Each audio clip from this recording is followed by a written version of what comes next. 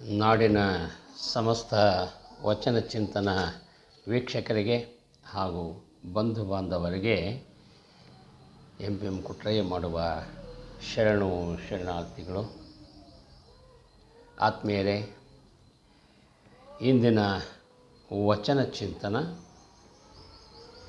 ವಚನ ಮನುಜರ ಮಧ್ಯೆ ನಡೆಯಬಾರದು ಲೋಪ. ಮನುಜರ ಮಧ್ಯೆ ನಡೆಯಬಾರದು ಲೋಪ, ಕುದಿಯಬಾರದು ದ್ವೇಷ ಅಸೂಯೆಯ ಹೃದಯಾಂತರಾಳದಿ ಕೋಪ. ಕುದಿಯಬಾರದು ದ್ವೇಷ ಅಸೂಯೆಯಿಂದ ಹೃದಯಾಂತರಾಳದಿ ಕೋಪ. ಬಯಸದಿರು ಕೇಡನು ಅನ್ಯರಿಗೆ ಹೊರ ಹಾಕಿಬಿಡು ನಿನ್ನ ಮನದ ತಾಪ. ಬಯಸದಿರು ಕೇಡನು ಅನ್ಯರಿಗೆ ಹೊರ ಹಾಕಿಬಿಡು ನಿನ್ನ ಮನದ ತಾಪ. ಹಿಂದಿನ ಕಹಿ ಘಟನೆಗಳ ಮರೆತು ಇರುವ ಭಾಗ್ಯವನ್ನೇ ನೆನೆಯುತ್ತಾ, ಹಿಂದಿನ ಕಹಿ ಘಟನೆಗಳ ಮರೆತು ಇರುವ ಭಾಗ್ಯವನ್ನೇ ನೆನೆಯುತ್ತಾ, ಎಲ್ಲರೊಂದಿಗೆ ಬೆರೆತು ನಗು ನಗುತ್ತ ಸ್ನೇಹ ಭಾವದಿ ಬೆರೆತು. ಎಲ್ಲರೊಂದಿಗೆ ಬೆರೆತು ನಗು ನಗುತ್ತ ಸ್ನೇಹ ಭಾವದಿ ಬೆರೆತು. ಬದುಕಿನಲ್ಲಿ ಮಮತೆ ಪ್ರೀತಿಯನ್ನೇ ಕಾಣಿರೆಂದರು ನಮ್ಮಯ್ಯ ಶ್ರೀ ಗುರು ಚಂದ್ರಶೇಖರ ಒಡೆಯ. ಬದುಕಿನಲ್ಲಿ ಮಮತೆ ಪ್ರೀತಿಯನ್ನೇ ಕಾಣೆಂದರು ನಮ್ಮಯ್ಯ ಶ್ರೀ ಗುರು ಚಂದ್ರಶೇಖರ ಒಡೆಯ. ಶ್ರೀ ಗುರು ಚಂದ್ರಶೇಖರ ಒಡೆಯ. ಏಕೆಂದರೆ ಇವತ್ತು ಏನಾಗಿದೆ ಅಂತಂದು ಹೇಳಿದ್ರೆ, ಎಲ್ಲಿ ನೋಡಿದ್ರಲ್ಲಿ ಮಾನವನ ಮನಸ್ಸು ವಿಕಾರವಾಗ್ತಾ ಇದೆ. ತೃಪ್ತಿ, ನೆಮ್ಮದಿ, ಸಂತೋಷ ಇಲ್ಲದಾಗಿದೆ. ಕ್ರೂರ ಮೃಗಗಳಿಗಿಂತ ಕಡೆಯಾದಂತಹ ವರ್ತನೆಯನ್ನು ನಾವು ನೋಡ್ತಾ ಇದ್ದೀವಿ. ಇದನ್ನೆಲ್ಲ ಅರಿತಂತಹ ದಾಸವರೇಣ್ಯರು ಅವರೊಂದು ತತ್ವಪದದಲ್ಲಿ ಹೇಳ್ತಾರೆ, ಮಾನವ ಜನ್ಮ ದೊಡ್ಡದು, ಈ ಮಾನವ ಜನ್ಮ ದೊಡ್ಡದು, ಇದ ಹಾಳು ಮಾಡಲೇಬೇಡಿ ಹುಚ್ಚಪ್ಪಗಳಿರ. ಮಾನವ ಜನ್ಮ ದೊಡ್ಡದು, ಇದ ಹಾಳು ಮಾಡಲೇಬೇಡಿ ಹುಚ್ಚಪ್ಪಗಳಿರ. ಮಾನವ ಜನ್ಮ ದೊಡ್ಡದು. ಸಾಕಿಷ್ಟು ಅರ್ಥ ಮಾಡ್ಕೊಳ್ಳಿಕ್ಕೆ. ಏಕೆಂದರೆ 84 ಲಕ್ಷ ಜೀವರಾಶಿಗಳಲ್ಲಿ ಪುನರಪಿ ಮರಣಂ ಪುನರಪಿ ಜನನಂ ಎಂಬತಕ್ಕಂತಹ ರೀತಿಯಲ್ಲಿ ಹುಟ್ಟಿ ಸತ್ತು ಅಂತಿಮವಾಗಿ ಇವತ್ತು ನಾವೇನಾಗಿದ್ದೀವಿ ಅಂದರೆ ಈ ಮಾನವ ಜನ್ಮಕ್ಕೆ ಬಂದಿದ್ದೇವೆ. ಮಾನವ ಜನ್ಮ ಸಾಮಾನ್ಯವಾದದ್ದಲ್ಲ, ಶ್ರೇಷ್ಠವಾಗಿರ್ತಕ್ಕಂಥದ್ದು ಅನ್ನೋದನ್ನು ದಾಸರು ಹೇಳ್ತಾ ಇದ್ದಾರೆ. ಇದರ ಪಾವಿತ್ರ್ಯತೆ ಮಹತ್ವದ ಅರಿವು ಆದರೆ ಮಾತ್ರ ನಾವು ನಿಜ ಮನುಜರಾಗ್ತಾ ಇದ್ದೀವಿ. ಶರಣರ ಸಂತರ ಇವತ್ತು ಅವರ ಸಂತೃಪ್ತಿಗೆ ಕಾರಣ ಏನು ಅಂದರೆ, ಸಮಸ್ತ ಸನ್ಮಂಗಲಾನಿ ಭವಂತು ಸರ್ವೇ ಜನಾಃ ಸುಖಿನೋ ಭವಂತು ಎಂಬುದರಲ್ಲಿದೆ. ಅವರು ಯಾವತ್ತೂ ತಮಗಾಗಿ ತಮ್ಮವರಿಗಾಗಿ ಏನನ್ನೂ ಬಯಸಿದವರಲ್ಲ. ಸರ್ವರ ಆತ್ಮದಲ್ಲಿ ಪರಮಾತ್ಮನನ್ನು ಕಂಡವರು ಇವರು. ಇವರಲ್ಲಿ ಕೋಪ, ಲೋಪ, ತಾಪ ಇಂತಹ ತಾಮಸ ಗುಣಗಳು ತ್ಯಜಿಸಿಬಿಟ್ಟು ಸಾತ್ವಿಕ ಗುಣಗಳನ್ನು ಮೈಗೂಡಿಸಿಕೊಂಡಿರ್ತಕ್ಕಂಥವರು. ಅಂತೆಯೇ ಇವರನ್ನು ಶರಣರು ಅಂತ ಕರಿತಾ ಇದ್ದಾರೆ. ಸುಭಾಷಿತಾಮೃತದಲ್ಲಿ ಒಂದು ಕಡೆಗೆ ಹೀಗೆ ಹೇಳ್ತಾರೆ, ಆಯಂ ನಿಜ ಪರೋಪೆ ಗಣನಾಂ ಲಘುಚೇತನಾ ಉದಾರ ಚರಿತಾನಾಂ ತು ವಸುದೈವ ಕುಟುಂಬಕಂ.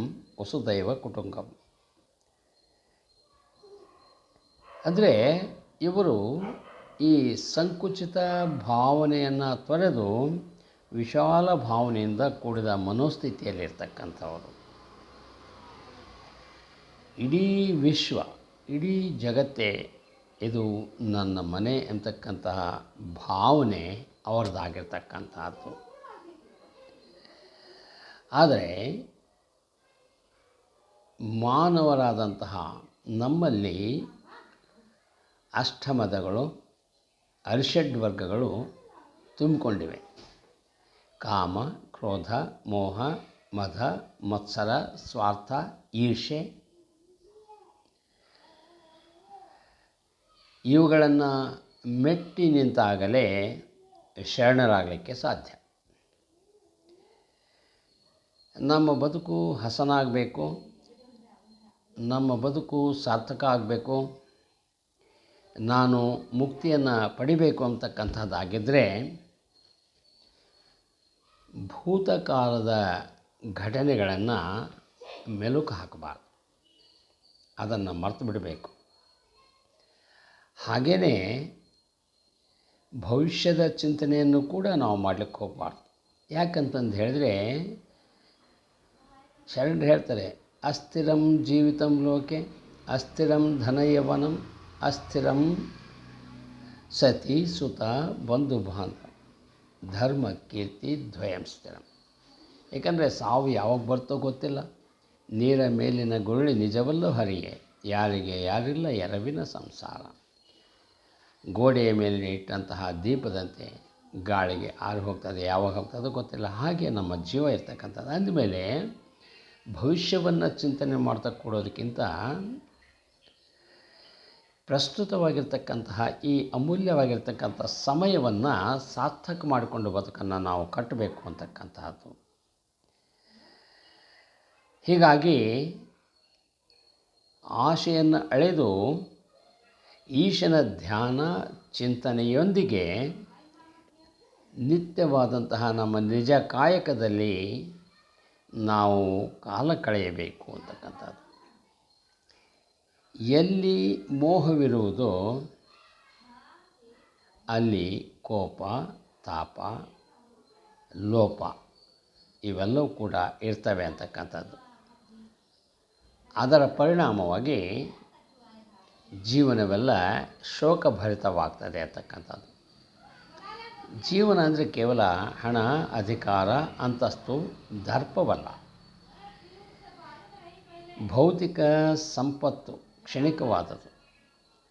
ಆದ್ದರಿಂದ ಶಾಶ್ವತವಾದಂಥ ಸುಖ ಸಂಪತ್ತನ್ನು ಪಡೆಯಬೇಕಾದರೆ ಸಾತ್ವಿಕ ಗುಣಗಳು ನಮ್ಮಲ್ಲಿರಬೇಕು. ಪ್ರೀತಿ, ಮಮತೆ, ಸಹೋದರತ್ವ, ಸಹಬಾಳ್ವೆಯಂತಹ ಗುಣಗಳನ್ನು ನಾವು ಬೆಳೆಸ್ಕೊಳ್ಬೇಕು. ಇವನ್ನ ನಮಗೆ ಎಲ್ಲಿ ಸಿಗ್ತವೆ ಅಂತಂದು ಹೇಳಿದರೆ ಶರಣರ ಸಂಪರ್ಕದಿಂದ, ಮಠಮಾನ್ಯಗಳಿಂದ, ಅವರ ಸಚ್ಚಿಂತನೆಗಳಿಂದ ಮತ್ತು ಅವರ ಸಹವಾಸದಿಂದ ನಾವು ಇವುಗಳನ್ನು ಪಡೆಯಬಹುದಾಗಿದೆ. ದೇಹವೆಂಬುದೊಂದು ಬಂಡಿ, ಇದಕ್ಕೆ ಸಂಸ್ಕಾರವೆಂಬ ಕೀಲುಗಳು ಮುಖ್ಯ ಎಂಬತಕ್ಕಂತಹ ವಿಷಯವನ್ನು ದಾಸಿಮಯ್ಯನವರು ಕೂಡ ತಮ್ಮ ವಚನದಲ್ಲಿ ಹೇಳಿದ್ದಾರೆ. ಕಡೆಗೀಲಿಲ್ಲದ ಬಂಡಿ ಹೊಡೆಗೆಡುವುದು ಮಾಮೂಲೆ, ಕಡೆಗೀಲು ಬಂಡಿಗಾಧಾರ ಮೃಡ ಶರಣರ ನುಡಿ ಗಡಣವೇ ಕಡೆಗೀಲು ಕೇಳ ರಾಮನಾಥ ಅಂತಕ್ಕಂತಹ ಮಾತನ್ನು ಹೇಳಿದ್ದಾರೆ.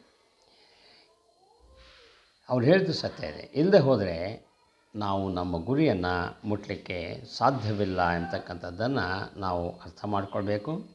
ಕಾರಣ ಅಷ್ಟಮದಗಳನ್ನು ತೊರೆದು ಅಷ್ಟಾವರಣಗಳನ್ನು ನಮ್ಮ ಋನ್ಮಂದಿರದಲ್ಲಿ ಅಳವಡಿಸಿಕೊಂಡು ಅವುಗಳನ್ನು ನಿತ್ಯ ನಮ್ಮ ಜೀವನದಲ್ಲಿ ಆಚರಣೆಗೆ ತರುವ ಮೂಲಕ ನಾವು ಪರಮಾತ್ಮನ ಒಂದು ಪ್ರೀತಿಯನ್ನು ಪಡೆಯಲು ಸಾಧ್ಯ.